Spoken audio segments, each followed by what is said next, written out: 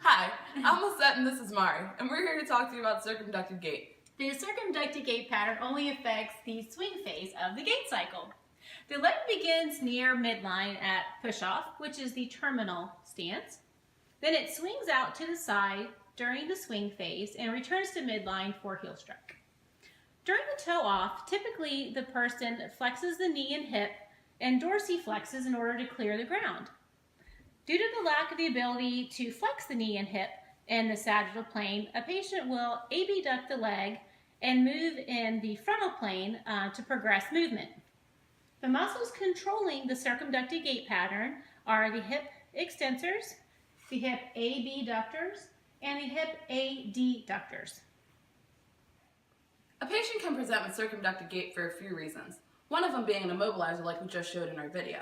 Another could be for leg length discrepancy. When the patient has to stand on the shorter leg, the longer leg will have to swing around to clear the floor. Another could be for joint fusion. If the knee or hip is fused and the patient is unable again to flex the hip and knee, then they will present with a circumducted gait.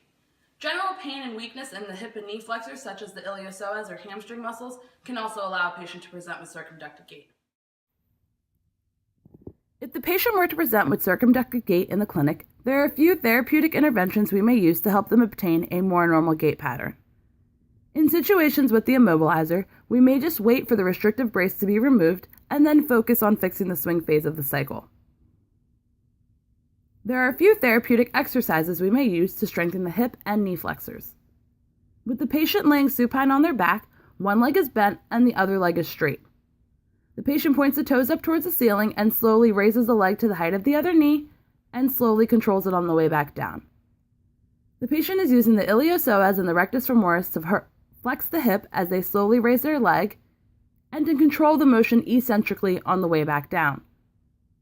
Another exercise a patient may do is a heel slide.